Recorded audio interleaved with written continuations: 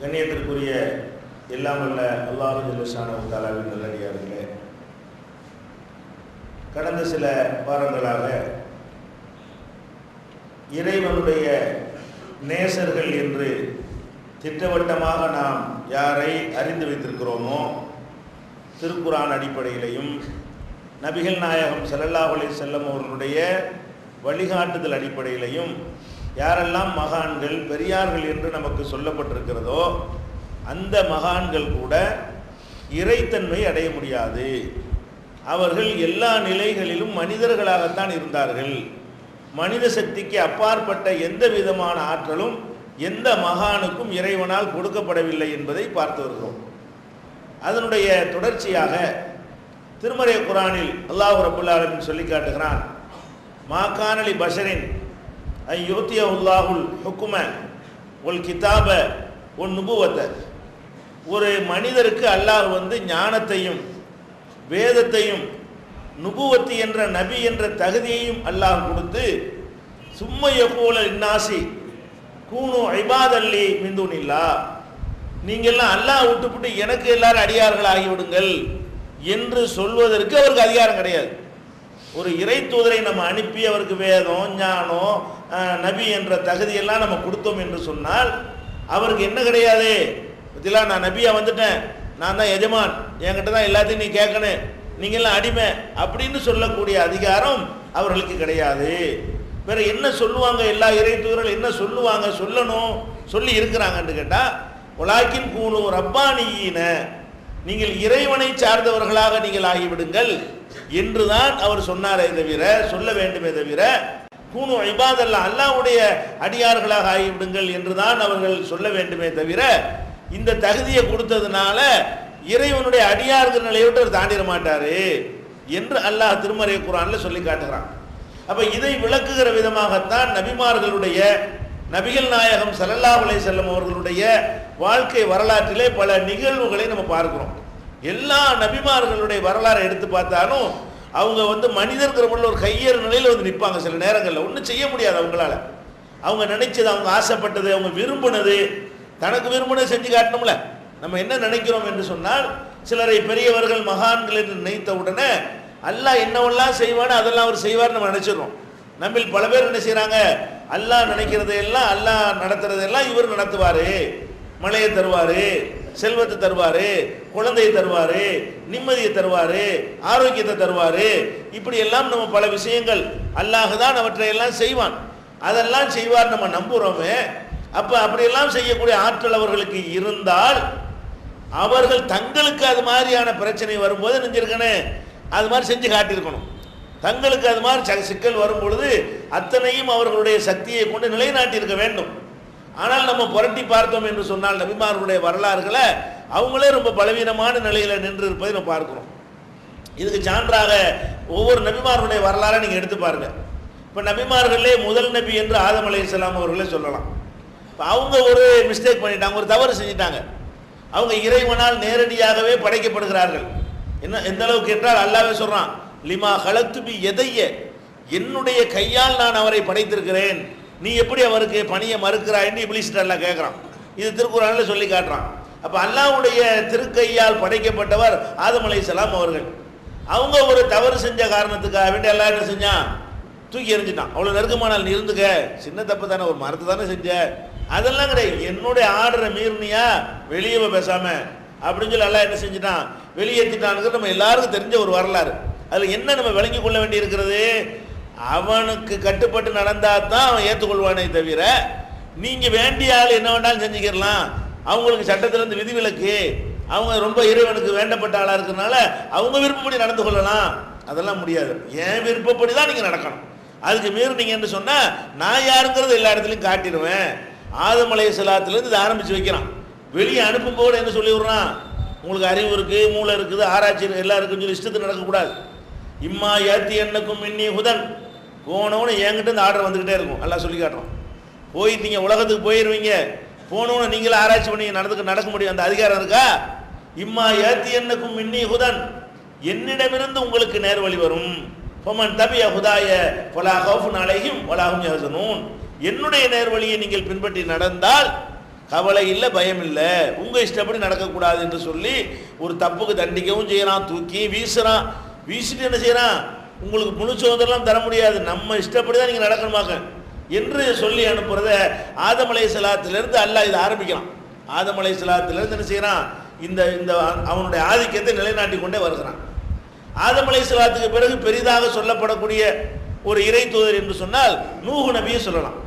ஆதம் அலைஹிஸ்ஸலாத்துக்கும் நூஹ் நபிக்கு இடையில் நிறைய பேர் வந்திருக்கிறாங்க, அது யார் நமக்கு தெரியாது, அவங்களுடைய பெயர்கள் சொல்லப்படவில்லை. ஆனால் நூஹ் நபியை பற்றி அல்லாஹ் என்ன செய்யறான், திருக்குறான்ல சொல்லி காட்டுறான். அவருக்கு அதிகமான காலம் பிரச்சாரம் பண்ணவருங்கிற வகையில் அவர் பெரிய கிரேடு உள்ள ஒரு இறை தூதராக இருக்கிறார். 950 வருட காலம் அவர் மக்களோடு இணைஞ்சிருக்கார், வாழ்ந்திருக்கிறார். பலபிதபீகும் அல்ஃப சனத்தின் இல்லா ஹம்சீன் ஆமா, 1050 ஆண்டுகள் குறைவாக அந்த மக்களோடு அவர் வசித்தார். நல்லா சொல்றான். வசிச்சார்னா என்ன வேலை செஞ்சார், தாவா பண்ணார், பிரச்சாரம் பண்ணார், சீர்திருத்தம் பண்ணார். அவ்வளவுக்கு பெரிய ஒரு சேவை செய்ய நமக்கெல்லாம் நிற்க முடியாது. 5 வருஷம் 10 வருஷம் அப்படி தளர்ந்து போயிடுறாங்க. 6 மாதம் தாவா பண்ணிட்டு என்ன செய்யறாங்க, நமக்குன்னு இந்த வேலைன்னு சொல்லி ஒதுங்கி விடுகிற காட்சியை பார்க்குறோம்.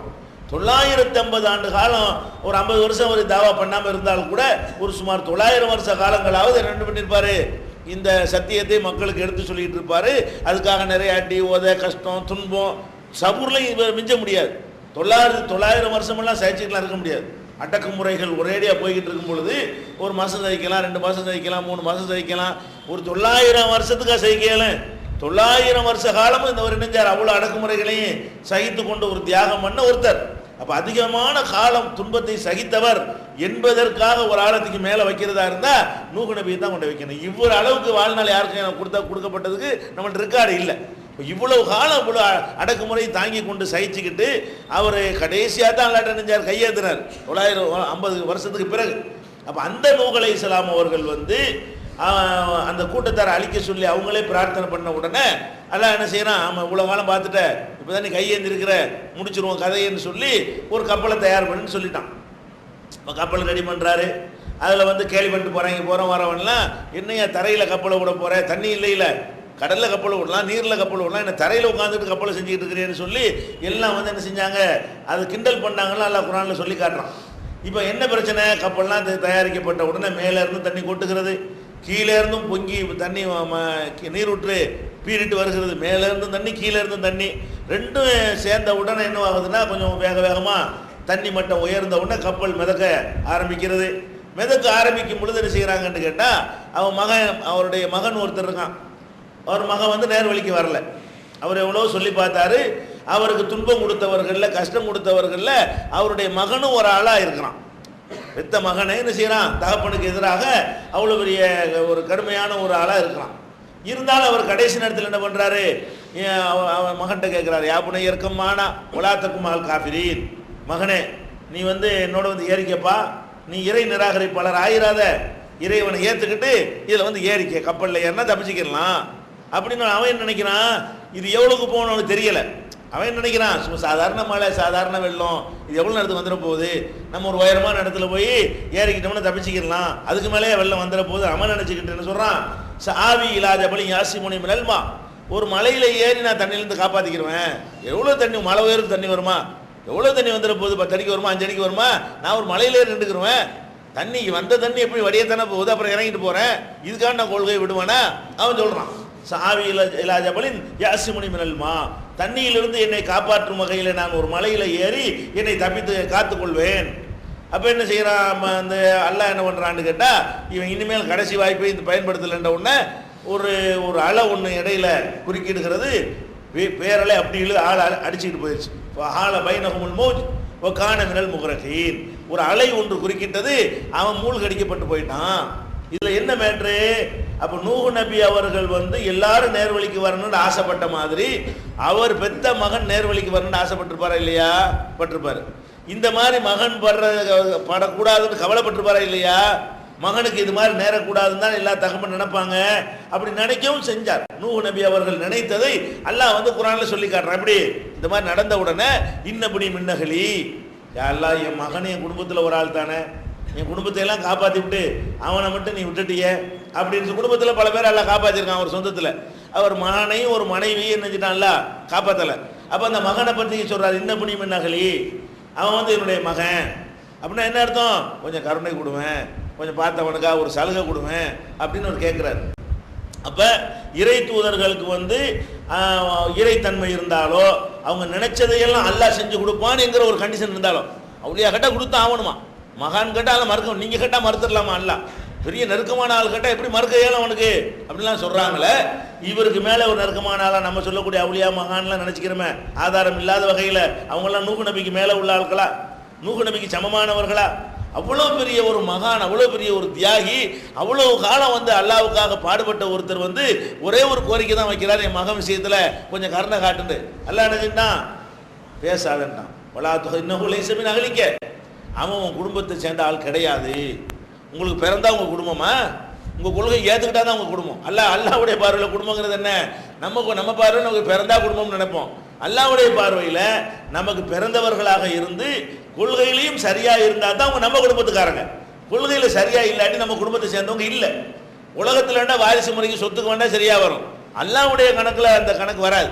அதுக்கு அல்லாஹ் என்ன ஆன்சர் கொடுக்குறான்? என்னுடைய குடும்பம்னு அவர் சொன்ன உடனே, இன்னஹு லைசமின் அகலிக்க, உன் குடும்பம் கிடையாது. இன்னஹு அமலுன் கைரு சாலிஹின், நீ இப்படி பேசுறது தப்பு, என்கிட்ட இந்த மாதிரி பேசுறியா? வலா துஹாத்திபுனி ஃபில்லதீன லலமு, இந்த அநியாயக்காரர்கள் விஷயத்தில் என்கிட்ட பேசக்கூடாது. ஒரு அநியாயம் பண்ணியிருக்கிறான், ஏற்றுக்கிற மாட்டேங்கிறான், என்னையே மறுக்கிறான். என்னையை மறுத்தவருக்கு நீங்கள் ரெக்கமெண்ட் பண்ணிடுவீங்களா? என்னையே வணங்க மாட்டேன்னு சொன்னவருக்கு நீங்கள் சிபாரிசுக்கு வந்துடுவீங்களா? நல்லா கேட்குறான். வலா துஹாத்திபுனி ஃபில்ல, இதெல்லாம் குரானில் உள்ளதுதான். ஃபில்லதீன லலமு, அநியாயக்காரர்கள் விஷயத்தில் என்கிட்ட பேசாதே. இன்னி அயனுக்கு அன் தக்குன மினல் ஜாஹிலீன், மூடர்களில் ஒரு ஆளாக இருக்கக்கூடாதுன்னு உனக்கு எச்சரிக்கை பண்ணுறாங்க. அல்ல ஜாஹில்ங்கிற வார்த்தையை போடுறான். ஜாஹில்னா மூடர். நான் இறை தூதரா, என்னுடைய தூதரா உன்னை அனுப்பியிருக்கிறேன், நீ மூடர்களில் ஒரு ஆள் பேசுகிற மாதிரி பேசுகிற. மூடர்கள் தான் அப்படி பேசுவார்கள். அப்போ மூடர்களில் ஒருவராக நீ ஆவதை விட்டு, ஜாஹில்களில் ஒரு ஆள் ஆவதை விட்டு உன்னை நான் எச்சரிக்கிறேன். இப்படி எல்லாம் கடுமையான வார்த்தைகளை இறைவன் பயன்படுத்துகிறான். அப்போ இதில் என்ன விளங்குது? அவனுடைய ரைட்டை யாருக்கு விட மாட்டான். நம்ம என்னமோ புள்ள கொடுக்குறாது யார் அவருக்கு, விசா கொடுக்குறாது யார் இவருக்கு. நம்ம என்ன நினைக்கிறோம்? எல்லாத்தையும் பங்கு போட்டு கூட சும்மா அல்ல வெட்டியாக உட்காந்துட்டு நினைக்கிறாங்க. பார்த்தா அல்லாவே வேஸ்ட். இப்போ இவங்களுடைய கணக்கு பார்த்தா ஒன்றுக்கு அவுளியா வச்சிருக்கிறாங்க. இந்த பேய் ஓட்டுருக்கு அந்த அவுளியா, அது நோய் ஓட்டுருக்கு இந்த அவுளியா, பணத்தை தர்றதுக்கு இந்த அவுளியான்னு சொல்லி அப்படி இப்படி பிரித்து கொடுத்துட்டு, அல்லாங்கிறவனே நமக்கு தேவையில்லை, அல்லா எதுக்கு எல்லாத்தையும் பிரித்து கொடுத்துட்டானே என்கிற அளவுக்கு நம்ம நினைக்கிறோமே. இந்த ஒரு இறை தூதருக்கு அவர் குடும்பத்தில் பெத்த பிள்ளைக்கு கொடுத்தானா, மற்றவங்களுக்கெல்லாம் செஞ்சு கொடுக்குற அதிகாரம் கிடக்கட்டும். அவர் பெத்த பிள்ளைக்கு அவர் எவ்வளோ சந்தோஷமாக இருக்கு. அந்த பிள்ளை நேர்வழிக்கு இருந்தால் ஒரு லேசாக அல்லாவுக்கு பெரிய விஷயமா? ஒரு மனசில் கொண்டே இந்த செய்தியை கொண்டே போடுறது அல்ல கஷ்டமா? சரிதான், அவன் லாயிலாயிலான்னு சொல்லிட்டு ஒரு செகண்டில் முடிஞ்சு போயிடும். இப்படி செகண்ட் மாற்றி விட்டு இவர் ஒரு மகிழ்ச்சியடை செஞ்சிருக்கலாம்ல. இது பயங்கரமான முடியாத ஒரு காரியமா? பாரதூரமான ஒரு காரியமா? உமர் இல்லாமல் வெட்ட வந்த ஒரு ஆள் உள்ளத்தில் எல்லாம் நேர்வழியை கொடுக்கலையா? வெட்ட தானே வந்தார். ரசூல் ஸல்லல்லாஹு அலைஹி வஸல்லம் கொல்லணும் தானே வந்தார். இப்படி சின்ன ஒரு செகண்ட் அல்லாவுக்கு போதும், அப்படி மாற்றி விட்டுருவான். அப்போ அந்த மாதிரியான ஒரு காரியத்தை அந்த மகனுக்கு செஞ்சு இருந்தா இவர் எவ்வளோ சந்தோஷப்பட்டிருப்பார். நூஹ் நபிக்கு எவ்வளோ மகிழ்ச்சியாக இருக்கும். 950 வருஷம் உழைச்சிருக்கிறோம், நம்ம பையனே அல்லாஹ் ஒன்றா சேர்த்துட்டான்னு எவ்வளோ நிறைவடைஞ்சிருப்பாரு. அதெல்லாம் எனக்கு தெரியும், நீ பேசாமல் கடை. அல்லாஹ்வுடைய தீர்ப்பு என்னது? அதெல்லாம் நான் பார்த்துக்கிறேன். யாருக்கு கொடுக்கணும், யாருக்கு கொடுக்கக்கூடாது, எப்போ கொடுக்கணும், எப்போ கொடுக்கணும். நீங்கள் இதில் குறிக்க எங்கள் விஷயத்தில் உள்ளே வராதிய, என்னுடைய அதிகாரத்துக்குள்ளே நீங்கள் தலையிட்டு வராதுன்னு சொல்லி நினைச்சிட்டான். நூஹ் நபிக்கு அவ்வளோ பெரிய கடுமையான எச்சரிக்கை எல்லாம் கொடுக்குறான். அதே நூஹ் நபியுடைய மனைவி எப்படி குடும்பத்தை காப்பாற்றணும் எல்லாம் சொல்கிறான். வேறு மனைவிலாம் இருந்திருப்பாங்க. ஒரு மனைவி என்ன பண்ணியிருக்கிறாங்க? அவருடைய சொல்ல கேட்காம தவறான முறையில் அந்த தீயவர்களோடு சேர்ந்து கொண்டு அவங்கள ஏகத்துவத்துக்கு எதிராக அவங்க செயல்பட்டு இருக்கிறார்கள். அவங்கள எல்லாம் என்ன செய்யறான்? லரபல்லாஹு மஸலன் லில்லதீன கஃபரும் இம்ராஅத நூஹின் வ இம்ராஅத லூத், லூத் நபியுடைய மனைவியையும் நூஹ் நபியுடைய மனைவியையும் நிராகரிப்பவர்களுக்கு முன்னுதாரணமாக அல்லாஹ் காட்டுறான். ஒரு கெட்டவன் எப்படி இருக்கக்கூடாதுன்னு இந்த ரெண்டு பொங்கலை பார்த்துக்க. நூஹுடைய மனைவியை பாரு, லூத்துடைய மனைவியை பார். இந்த ரெண்டு பேரும் தான் கெட்டவர்களுக்கு முன்மாதிரி. இந்த மாதிரி இருக்கிறவன்லாம் கெட்டவன். கெட்டவர்களுக்கு நல்லவர்களுக்கு முன்மாதிரியாக ரெண்டு பொம்பளை தான் எல்லாம் சொல்கிறான். ஃபிரௌனுடைய மனைவியையும் மரியம் அலைஹிஸ்ஸலாம் அவர்களையும் நல்லவர்களுக்கு உதாரணம்னு சொல்கிறான். கெட்டவங்களுக்கு உதாரணம்னு சொல்கிறது நான் ரெண்டு பொம்பளை தான் எல்லாம் சொல்கிறான். இந்த ரெண்டு பொம்பளை மாதிரி இருந்தால் நீலாம் கெட்டவன், அந்த ரெண்டு பொம்பளை மாதிரி இருந்தால் நீலாம் நல்லவன் சொல்லி அப்படி வகைப்படுத்தும் பொழுது இந்த ரெண்டு பேருடைய மனைவி எல்லாம் சொல்கிறான். இந்த ரெண்டு பேரும் என்ன செஞ்சாங்க? கானத்தா தஹ்த அப்தைனி மின் இபாதினா சாலிகைனி, சாலிகான நல்லடியார்களான இரண்டு அடியார்களுக்கு அவர்கள் மனைவியராக இருந்தார்கள். நூஹுலா லூத் என்ற இரண்டு இறை தூதர்களுக்கு மனைவியராக இருந்து கானத்தாகுமா, அந்த ரெண்டு பேருக்கும் எதிராக நடந்தார்கள். ஃபலம் யுக்னியா அன்ஹுமா மினல்லாஹி ஷையா, இந்த இரண்டு இறை தூதர்களாலும் தங்கள் மனைவிமார்களை அல்லாஹ்விடமிருந்து காப்பாற்ற முடியும். அல்லாஹ் சொன்ன அந்த வார்த்தை அவனே போடுறான். அல்லாஹ் என்ன சொல்றான்? ஃபலம் யுக்னியா அன்ஹுமா மினல்லாஹி ஷையா, அல்லாஹ்விடமிருந்து சிறிதளவும் இந்த இரண்டு நபிமார்களால் தங்கள் மனைவிமார்களை காப்பாற்ற முடியவில்லை. வகீல் அதுகுலன் நார மாத்தாகிலீன், நரகத்திற்கு போறவர்களோடு சேர்ந்து நீங்களும் போங்க என்று அவர்களுக்கு தீர்ப்பளிக்கப்பட்டு விட்டது. அல்லாஹ் சொல்றான். அந்த ரெண்டு பொம்பளைகளுக்கு ஜட்ஜ்மெண்ட் கொடுத்துட்டேன். என்ன கொடுத்துட்டேன்? ஓடிக்கிட்டே நரக கூட்டத்தில் சேர்ந்து ஓடிக்கிட்டே என்று நான் தீர்ப்பளிச்சிட்டேன். இதை மாற்ற முடியவில்லை. நூஹுக்கும் மாற்ற முடியவில்லை, லூத்துக்கும் மாற்ற முடியவில்லை. நான் நினைச்சதான் செய்வேன் எல்லாம் சொல்லி காட்டுறோம். என்ன விளங்குது? நூஹ் நபி அவர்கள் தன் குடும்பம் சம்பந்தமாக ஒரு முடிவெடுக்க முடியவில்லை, அவங்களுக்கு நல்லது செய்ய நினைத்ததை செய்ய முடியவில்லை. மனைவி நேர்வழிக்கு வரணும்னு ஆசைப்படாத புருஷன் இருப்பானா? இருக்க மாட்டான். புருஷன் நேர்வழிக்கு வரணும்னு ஆசைப்படாத பொண்டாட்டி இருப்பாளா? அப்ப மனைவி வரணும், நம்ம பிள்ளைகள் வரணும்னு எல்லாருக்கும் ஒரு நியாயமான ஆசை இருந்தும் கூட அவர்கள் ஆசையை அல்லாஹ் நிறைவேற்றினானா? இதுல என்ன விளங்குது? ஆசைகளை கோரிக்கைகளை நிறைவேற்றுற விஷயத்தை அவன் முழுசா தன் கையில் வைத்திருக்கிறான், யார் கையிலையும் கொடுக்கல. உனக்கு நிறைவேற்றுவார்னு சொன்னா அவர் தனக்கு நிறைவேற்றிருப்பார்ல, உனக்கு நிறைவேற்றி தருவார், அதை செஞ்சு தருவார், இதை செஞ்சு தருவார்னு சொன்னா அவர் ஆசைப்பட்டு கவலைப்பட்டு இவ்வளவு கண்டனத்தை அல்லாட்ட வாங்குறாரு. அவ்வளவுக்கு பிள்ளை மேல பாசம் வச்சிருந்தாரா இல்லையா? ஏன் செய்ய இயலல? அப்ப இதை விளங்கி கொள்ளணும். மகான்கள் பெரியார்கள்ங்கிறது அந்தஸ்து மறுமையில் நல்லா இருப்பாங்க. அதுக்கு அர்த்தம் என்ன? ஒருவரை மகான் என்று நம்ம சொன்னால் அதுக்கு அர்த்தம் என்னன்னு கேட்டா, நமக்கெல்லாம் கிடைக்கிற சொர்க்கத்தை விட நல்ல சொர்க்கத்தை அங்கே போய் பார்க்க போறோம், அவ்வளவுதான் அதுக்கு அர்த்தம். மகான்டவனை நீங்க கொண்டாடுவதுன்னு அர்த்தம் கிடையாது, அவங்க காலில் உழுவுறன்னு அர்த்தம் கிடையாது, அவங்கள்ட்ட துவாசின்னு அர்த்தம் கிடையாது, அவங்கள வணங்குறன்னு அர்த்தம் கிடையாது, அவங்களுக்கு நேர்ச்சை பண்றன்னு அர்த்தம் கிடையாது. மகானுக்கு என்ன அர்த்தம்? அந்த மாதிரிலாம் உள்ளவங்களுக்கு பெரிய கிரேடு நான் கொடுப்பேன், அதான் அர்த்தம். மறுமையில் ஒரு பெரிய கிரேடை எல்லாம் கொடுப்பான் என்ற அர்த்தமே தவிர அவங்களுடைய அனைத்து விருப்பங்களையும் நிறைவேற்றுவேன், அவங்க நினைச்சதெல்லாம் செய்யறது கடமை, அவங்களை என்னால் தட்ட இயலாது, அவங்களை என்னால் மீற முடியாது, அவங்க ஒரு கோரிக்கையை வச்ச பிறகு இல்லைன்னு என்னால் சொல்ல இயலாது, அப்படி நல்லா பலவீனமானவனா, அவங்களுக்கு பயப்படக்கூடியவனா? உம்மாடி அந்த என்ன அப்படியா? அடிமைக்கு என்னங்க ஒரு முதலாளி பயப்பட போறான்? அப்ப அந்த மாதிரி தான் நல்லா என்ன செய்யறான், எல்லாரையும் நடத்தி இருக்கிற காட்சியை பார்க்கிறோம். அதை விட இறை தூதர்களே அதிகமாக இறைவனால் புகழப்பட்டவர் இப்ராஹிம் அலைஹிஸ்ஸலாம் தான். நூஹ் அலைஹிஸ்ஸலாத்தை அதிகமாக தியாகம் பண்ணி இருக்கிறார். இருந்தாலும் அந்த கொள்கை, உறுதி, தியாகம் எல்லாத்துலையும் முதல் இடத்தில் நிற்கக்கூடியவர் யாரு? இப்ராஹிம் அலைஹிஸ்ஸலாம் தான். எந்த அளவுக்கு முதலிடம்? அவரை மட்டும்தான் அல்லாஹ் ஹலீல்ங்கிற வார்த்தையை யூஸ் பண்றான். இத்தஹதல்லாஹு இப்ராஹிம ஹலீலா, இப்ராஹிமை அல்லாஹ் ஹலீல்னா உயிர் தோழர்னு அர்த்தம். ஹலீல்னா அர்த்தம் உயிர் தோழன். அல்லாஹ்வுக்கு மனுஷன் தோழனா இருக்க முடியும், மனுஷனுக்கு மனுஷன் தோழனா இருக்கலாம், அந்தந்த இடத்துல தான் தோழர்கள் இருக்க முடியும். அல்லாஹ்ங்கிறது அல்லாஹ்க்கு மனுஷனுக்கு எந்த வகையில மேட்ச் ஆகுமா? தோழமைக்கு எஜமான அடிமைங்கிற உறவு தான் இருக்க முடியுமே தவிர நண்பர் நீங்க கூட்டாளி தோளில் கை போட முடியுமா? அவனுக்கு தோழரா யாரும் இருக்க முடியாது. ஆனா என்ன செய்யறான்? இவருடைய தியாகத்துக்கு அவர் மதிப்பு கொடுத்து இந்த ஒரு ஆளை மட்டும் நான் என்ன பண்ணிட்டேன், கலீல் ஆக்கிக்கிட்டேன், என்னுடைய உயிர் தோழராகவே ஆக்கிக்கிட்டேன் குர்ஆன்ல அல்லாஹ் டிக்ளேர் பண்றான். அவ்வளவு பெரிய அன்பு அவர் மீது, இப்ராஹிம் அலைஹிஸ்ஸலாத்தின் மீது அல்லாஹ்வுக்கு அவ்வளவு பெரிய அன்பு. அதனாலதான் அவருடைய எல்லாத்தையும் வணக்கமாக்கி வச்சிருக்கான். அவர் கட்டின காபாவில் தவாப் செய்ய சொல்றான், அவர் போய் மினாவுக்கு போனால் நம்மளையும் போக சொல்றான், அவர் சைத்தான கல்லறிஞ்சா நீ சைத்தானை பார்க்காட்டுறான், அவர் செஞ்ச மாதிரி செய்யி அப்படிங்கிறான். அவர் பிள்ளைக்கா வேண்டி அந்த சம்சம் தண்ணீரை போய் குடின்னு சொல்லி மார்க்கம் அதில் ஒரு புனிதம் இருக்கிறதா சொல்லுகிறது. அவருடைய பொண்டாட்டி சபா மருவாவில் ஓடுனாங்கன்னா நீனு போய் ஓடுங்கிறான். ஹஜ்ஜில் உள்ள எல்லா காரியங்களையும் பார்த்தீங்கன்னு சொன்னால் எல்லாம் அவர் வாழ்க்கையில் நடந்த விஷயம், அவரோடு தொடர்புடைய விஷயங்கள் தான். எந்த அளவுக்குன்னா ரசூல் ஸல்லல்லாஹு அலைஹி வஸல்லம் அதில் ஆசைப்படுற அளவுக்கு அவருக்கு அல்லாஹ் அருள் செஞ்சான். என்ன ஆசைப்படுறாங்க? அல்லாஹும்ம ஸல்லி அலா முஹம்மதின் கமா ஸல்லைத அலா இப்ராஹிம், இறைவா இப்ராஹிமுக்கு அருள் செஞ்ச மாதிரி முகமதுக்கு அருள் புரியும் நம்மளை கேட்க சொல்றாங்க. அப்ப ரசூலுல்லாஹை விட யாரு கூட அருள் புரிஞ்சிருக்கான்? இப்ராஹிம் நபிக்கு அருள் புரிஞ்ச காரணத்தினால தான் நம்ம அத்தஹியாத்துல ரசூலுல்லாஹ்வுக்கு துஆ செய்றோமே, அல்லாஹும்ம ஸல்லி அலா முஹம்மதின் வ அலா ஆலி முஹம்மதின் கமா ஸல்லைத அலா இப்ராஹிம் வ அலா ஆலி இப்ராஹிம், இறைவா முகமதுக்கும் முகமதுடைய குடும்பத்தாருக்கும் அருள் புரிவாயாக. எந்த மாதிரி அருள் புரிவாயாக? கமா ஸல்லைத அலா இப்ராஹிம், இப்ராஹிமுக்கு எப்படி நீ அருள் புரிந்தாயோ, யாருக்கும் புரியாத அருளை புரிந்தாயோ, அலா ஆலி இப்ராஹிம, இப்ராஹிமுடைய குடும்பத்தாருக்கு எப்படி நீ அருள் புரிந்தாயோ அந்த மாதிரி எங்க நபிக்கு நீ அருள் புரிவாயாகான்னு நம்மளை கேட்க சொல்றாங்கன்னு சொன்னா, இவர் எங்க இருக்காரு? இப்ராஹிம் நபி எவ்வளவு பெரிய இடத்துல இருக்கிறாரு. அவர் என்ன பண்ணி விட்டாருன்னு கேட்டா, அவருக்கு தகப்பனாரு அவருக்கு தான் ஃபைட்டே நடக்கிறது. அவருடைய பிரச்சார கிழமை எப்படி இருக்கிறது? அவர் ஒரு ஆளா இருக்கல, தகப்பனார் எதிரிகளில் ஒரு ஆளா இருக்கல, அவர் தான் எதிரிகளுக்கு தலைவராகவே இருந்தார். யுத்தமே அப்படித்தான். அணிய இப்ராஹிம் அலைஹிஸ்ஸலாத்துக்கு வாப்பாக்கு சண்டை, எப்படி சண்டை? பிரச்சாரமும் வாப்பாட்டா தான் செஞ்சுட்டு இருக்கிறார். பிரச்சாரமே என்ன இருக்கிறாரு? தகப்பனுக்கும் மகனுக்கும் மத்தியில் தான் பிரச்சாரம். அப்போ அந்த சமுதாயத்தில் கெட்ட கொள்கைக்கு ஒரு தலைவராக யார் இருக்கிறா? இப்ராஹிம் நபியுடைய தகப்பனார் இருக்கிறார். இருந்தாலும் இப்ராஹிம் நபி பல முறை சொல்லி பார்த்துட்டு எவ்வளோ சொன்னாலும் கேட்க மாட்டேங்கிற, எத்தனை தடவை தான் சொல்றதுன்னு சொல்லிட்டு ஒரு என்ன செய்யறாரு? ஒரு வாக்குறுதி கொடுத்துட்டாரு. என்ன வாக்குறுதி? அஸ்தக்ஃபிருல்லாஹ் லக ரப்பி, உனக்காக வேண்டி நான் அல்லாட்ட பாவம் பண்ணி கேட்கறேன், என்ன பண்றது? திருந்த மாட்டேங்கிற, நான் உனக்காக என்ன பண்றேன்? அல்லாட்ட இறைவன்ட்ட நான் உனக்காக பாவம் பண்ணி தரேன்னு சொல்லிவிட்டார். ஒரு வார்த்தையை சொல்லிவிட்டு என்ன செஞ்சிட்டாருன்னா, வல்லா வக்ஃபிர்லி அபி இன்னஹு கான மினல் லாலின்னு அல்லாட்டை கேட்டுவிட்டார். யா அல்லாஹ், என் பாப்பாவை மன்னிச்சு விடு, அவர் விளங்காத மனுஷனா இருக்காரு, அவர் எவ்வளோ சொல்லி பார்த்துட்டு கேட்க மாட்டேங்கிறாருன்னு சொல்லி பெத்த தகப்பனாருக்காக வேண்டி மன்னிச்சுன்னு கேட்டார். கேட்கலாம். எப்போ கேட்கலாம்? கொள்கை ஏற்றுக்கிட்டா கேட்கலாம். இறைவன் ஒருத்தன் இருக்கிறான் ஏற்றுக்கொண்டு வேற வேற வேற தவறுகள் செஞ்சு இருந்தால் மன்னிப்பு கேட்கலாம்.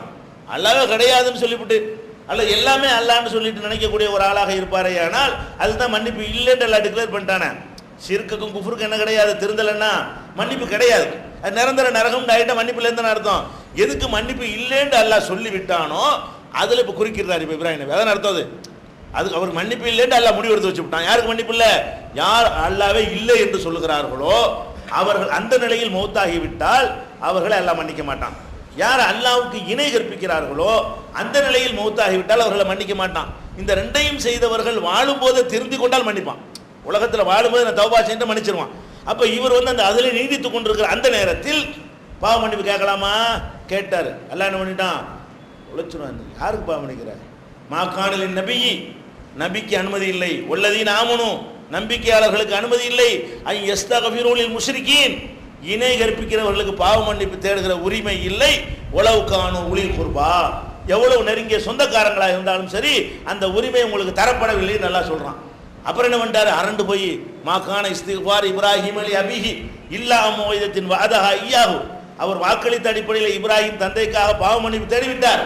வலம்மா தபய்யன அன்னஹு அதுவுல் இல்லாஹி தபர்ரா மின்ஹு, அவர் அல்லாஹ்வுடைய எதிரி என்று தெரிந்த பிறகு அதை வாபஸ் வாங்கிட்டார். அல்லாஹ் தெரியாம கேட்டுவிட்டேன் என்று வாபஸ் வாங்கி கொண்டார். நல்லா சொல்லி காட்டுறான். அப்ப இதுல என்ன விளங்குது?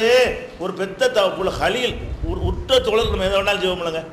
ஒரு உற்ற தோழர்னு ஒரு ஆளை நம்ம ஆக்கிட்டோம்னு சொன்னா நம்ம எதை வேணாலும் வளைவோம், எதை வேணாலும் விட்டு கொடுப்போம். விளங்குதா? நம்ம போட்ட சட்டை அவனுக்கு போட்டு கொடுப்போம், அவன் போட்ட நம்ம தூக்கி போட்டுக்கிறோம். அப்படியெல்லாம் ஒரு தோழர் என்பதுக்கு அதான் அர்த்தம். அல்லாட்ட அந்த அர்த்தம்லாம் கிடையாது. உற்ற தோழருக்கு அர்த்தம் என்ன? அதாவது மற்றவங்களோட கொஞ்சம் நல்லா உன்னை வச்சிருப்பேன்னு அர்த்தமே தவிர நீங்க நினைச்சதெல்லாம் செய்வேன்னு அர்த்தம் கிடையாது. எஜமானை விட்டுட்டு உற்ற தோழர் கிடையாது. நாங்க எஜமானி இல்லை, நீங்க அடிமை இல்லை, அப்படியான உற்ற தோழரா? அரசியலுக்கு பக்கத்தில் உட்கார வச்சுக்கிற உற்ற தோழரா? அதெல்லாம் கிடையாது. நான் தான் அதுல எல்லாம் அதுல குறிக்கிறாத வகையில ஒன்று என்ன செய்வேன்? தோழமை பாராட்டுவேன் என்று அல்லாஹ் ரப்பல் ஆலமீன் சொல்லி காட்டுறான். அப்ப இதுல நம்ம என்ன வழங்குறோம்? இப்ராஹிம் போன்ற ஒரு மிகச்சிறந்த இறை தூதருக்கு எதை கொடுக்கல?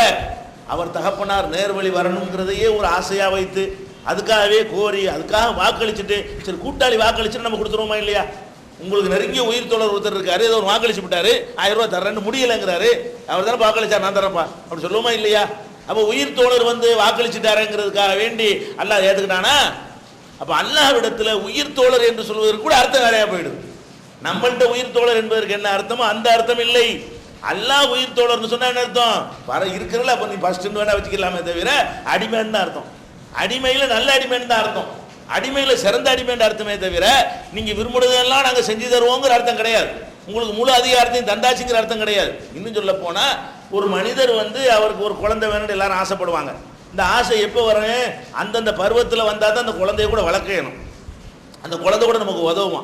நமக்கு 95 வயசுல பிள்ளைய கொடுத்தா நம்ம வளர்க்கலுமா? அதை அந்த பிள்ளை வளர்ந்து நமக்கு சோறு போடுவான், அதுக்கு நம்ம போய் சேர்ந்துருவோம். அப்போ எல்லா மனிதர்கள் என்ன செய்வாங்க? அவங்களுக்கு ஒரு குழந்தை வேணும்னு சொன்னால் ஒரு 25 30 35 ஒரு குழந்தை வந்தால் நல்லா இருக்குமென்னு ஆசைப்படுவாங்க. இப்ராஹிம் நபிக்கு அந்த மாதிரி ஆசை இருந்துச்சு, கொடுக்கல. என்னென்னவோ அவரும் பார்க்குறாரு. அல்ல அவரே சொல்றாரு, அந்த வார்த்தையை சொல்றாரு, அல்ஹம்துலில்லாஹி அல்லதி வஹபனி அலல் கிபரி இஸ்மாயில் வ இஸ்ஹாக், இறைவனுக்கே எல்லா புகழும். என்னுடைய முதுமையான வயசுல எனக்கு இஸ்மாயிலை தந்தான், முதுமையான வயசுல இஸ்ஹாக்கை தந்தானே அவனுக்கு எல்லா புகழுங்கிற. அவருக்கு பிள்ளைய எப்பதான் கொடுக்குறான்ல? கிரடு தட்டி போன பிறகுதான் அவருக்கு குழந்தைய கொடுக்குறான். அவருடைய ஆசை என்னவா இருக்கு? ஒரு மனிதனுடைய ஆசை என்னவா இருக்கு? அந்த கொஞ்ச வேண்டிய வயசுல கொஞ்சணும், வளர்க்க வேண்டிய வயசுல வளர்க்கணும், அந்த குழந்தை நம்முடைய கஷ்ட காலத்தில் உதவணும் என்பதற்கு தானே ஆசைப்படுவோம். எல்லா மனிதருக்கும் உள்ள அந்த ஆசை அவங்களுக்கு இருந்திருக்குமா இல்லையா?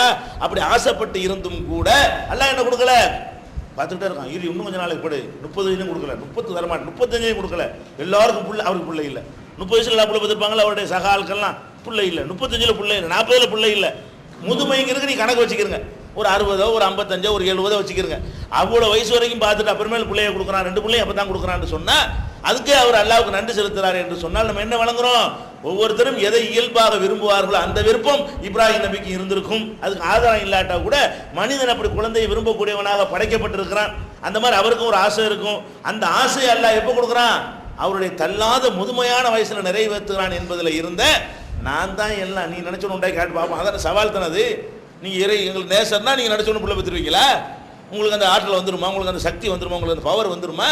நான் ப்ரோக்ராம் பண்ணால் தான் அவர் ஞாபகம் வச்சுக்கிறேங்கன்னு காட்டுறதுக்கு தான் உற்ற தோழருடைய வாப்பா விஷயத்திலையும் ஒரு முடிவெடுக்கிறான்ல, உற்ற தோழருக்கு பிள்ளைய கொடுக்குற விஷயத்திலையும் முடிவெடுக்கிறான். உற்றவருடைய தந்தை விஷயத்திலையும் அவர் விரும்பின நடக்கவில்லை, உற்ற தோழருக்கு புள்ள கொடுக்குற விஷயத்திலையும் அவர் விரும்பின நேரங்களில் என்ன செய்யப்படலை, கொடுக்கப்படலை. அப்போ இதுக்கு என்ன அர்த்தம்? அவங்களுக்கு நெருக்கமான ஒரு விஷயத்தில் இந்த நிலையில் வைத்திருந்தால் நம்ம என்ன நினைக்கிறோம்? அற்பத்திலும் அற்பம், அவுளியாவான்னு தெரியாது, மரக்கட்டையை போச்சு வச்சுக்கிறாங்களா, மிருகத்தை போச்சு வச்சுக்கிறாங்களா, நெசமா அதில் மனுஷன் தான் இருக்காரு, அந்த மனுஷன் நல்லவரா கெட்டவரா, யார் எந்த ஒரு ரெக்கார்டும் இல்லாமல் அந்த அவுளியா இந்த அவுளியான்னு சொல்லி என்னென்னத்தையே கேட்குறோமே, இது எங்கே இருந்து வந்து, இது எப்படி இஸ்லாமா இருக்க முடியும்? இன்னும் பல நபிமார்களுடைய வரலாறுகள் நிறைய இது பற்றி அல்லாஹ் சொல்லி காட்டுகிறான். அதை இன்ஷா அல்லாஹ் அடுத்தடுத்த வரங்களை பார்ப்போம்.